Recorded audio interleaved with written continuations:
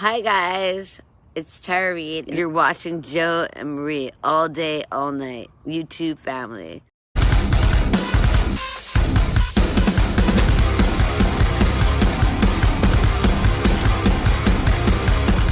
you doing, guys?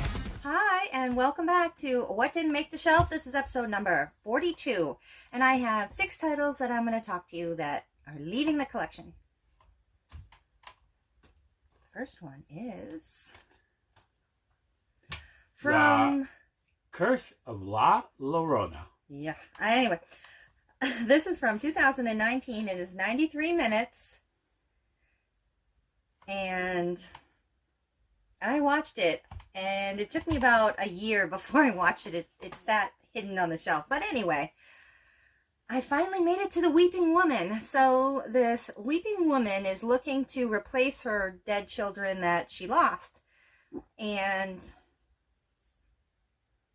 she marks them to call them. So a social worker opens the door. See what I did there? If you've seen it, you know. She opens the door to let the soul of the Weeping Woman out, and she puts her own family in danger. So now the Weeping Woman is going after her family. It was very, very creepy for me. So her poor 2 children are sort of possessed. A possession children's film that didn't make your show. I know. It's a poor possession. It's no Exorcist. I had no interest in watching this whatsoever. I didn't even really want to buy it, but Marie was interested in it. I was curious for the Conjuring universe. Mm-hmm. Totally terrifying. It was creepy, but yeah. What did I give it? I don't know. No, that was a question you were going to ask me. What'd you give it? I'm a mind reader. Anyway, I gave it a 1.5 on the creepy factor. Yeah, like I said, I didn't have no interest in watching it. There's another movie that they made similar to that called Mama. Mama I preferred over this one. Mama made the shelf. This one, not so much. I can't remember if I've seen Mama. Probably. Maybe. Possibly. It's on the shelf. You can pull it whenever you want. All right, let's get on to the next one. It is a Blu-ray. It is Stoker Hills. Stoker Hills. You can Stoker Hills. Yeah. Anyway. Whatever. I didn't write down the year or the minutes on this one. Oops. Oops. But anyway. No cuts. It seemed like it's about an hour and 20 minutes. It is 91 minutes. It says on here. You can see that? You don't need a magnifying glass? No. I do. Oh, wait. Right at the bottom. 91 minutes. Here. They need a magnifying glass. Follow at your own risk. Yeah. Year unknown. Anyway. Do your homework, Marie. Write down your info. Anyway. 3 college students live in a small town of Stoker Hills, and they are looking to film a horror movie for their film class. Yep. But things don't go as planned, and some people get kidnapped, and now there's people out to rescue them.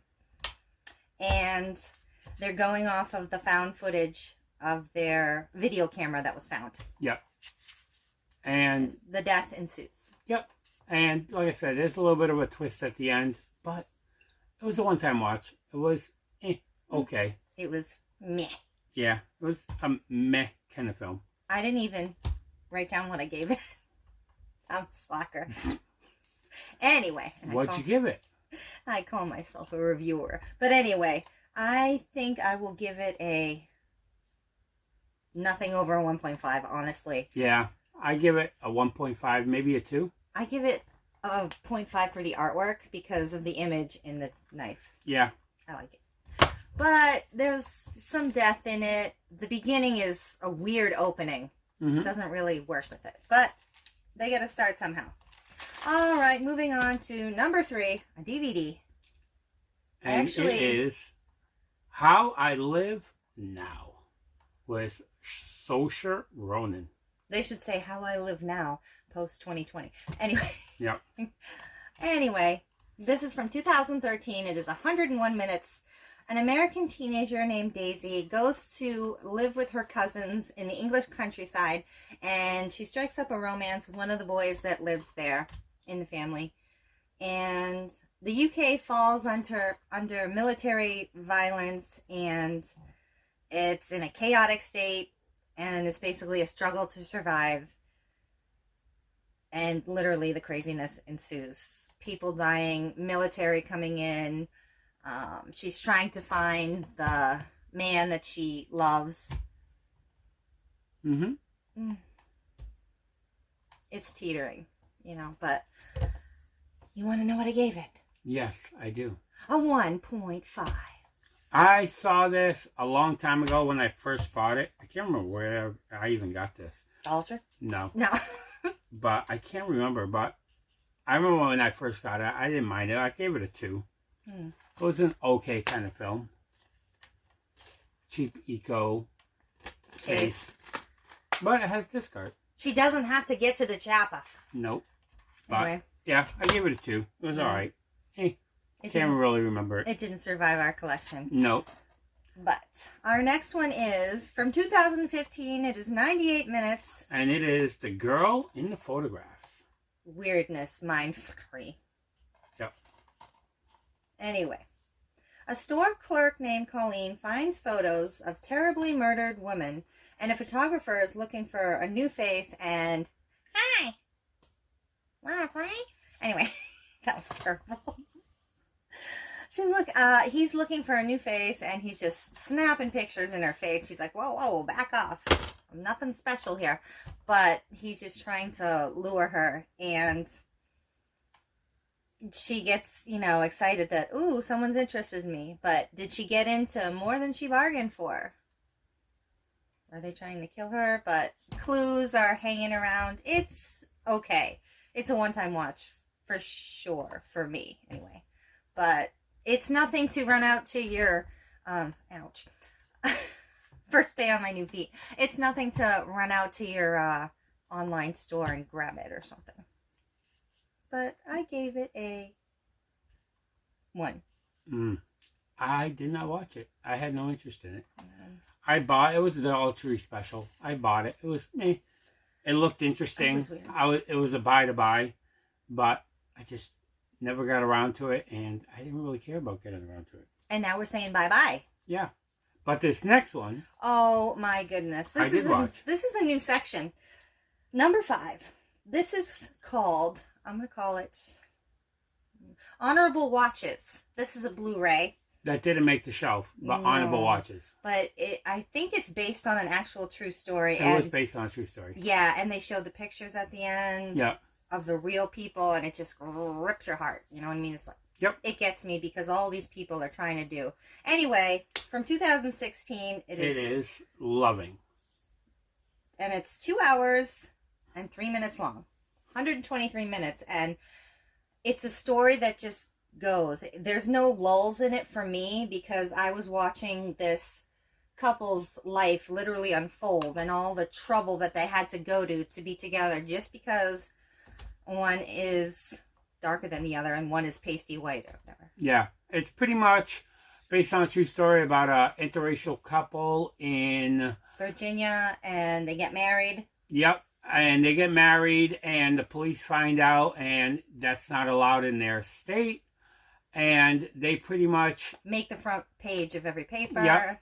And they pretty much get told that they have to leave and go live in a different state. And if they show ever back up in that state again, they will be arrested. And that means they have to live away from their family. They're actually very close to their family. Yep. And the news gets a hold of it. And they end up going to the Supreme Court to try and, pass a law that a black woman and a white man can live together. Yes. And that's what pretty much it's all about.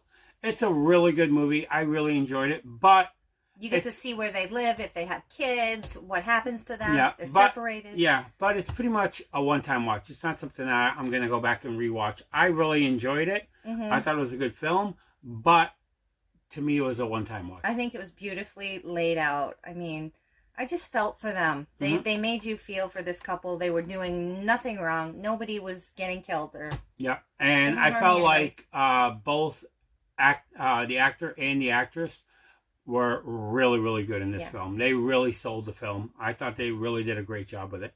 But like I said, because of how big my collection is, it's not something that I'm going to keep in my collection. So I'm just going to let it go to anybody who needs it. Small spoiler, but not really. The way they tie the beginning in with the end and the land and their home. Yeah. And what happens or where they lived. Yeah. Oh my God. It was very good. Just getcha. Yeah. What'd you give it? Oh my Lord. I gave this a 3.5. I give it a 3.5 as well. But I as really you see, we it. can only keep so many movies. Yeah. Otherwise, just for me, it's not something that I'm going to go back and rewatch. I mean, we got Disney, we got horror. We have a whole row and a half of Hallmark, for the love of peaches. But anyway, moving right along. If you haven't seen Loving and you're looking to check out an interracial struggle of a couple living together and a, you know, beautiful story, kind of reminds me of like Minari feels. Yeah. A little bit. But anyway. Very good movie. I gave it a 3.5, Loving. Yeah. And the next one. Oh, this next one is a documentary. This is a 12-volume series of America's National Treasures. Yep. I love this. I watched it twice. I'm a small history buff. In school, I actually studied early childhood ed, English, and my minor was history. So I love this. But this is pretty much a 7-hour documentary. It is long. It didn't seem that long. I'm just laying on the couch, you know, at night, watching it, playing a game on my phone, just having some time. It's all about the national monuments that were first created. 1906, Teddy Roosevelt created the first national monument, and this was to protect the culture and the heritage of the land, to preserve the history.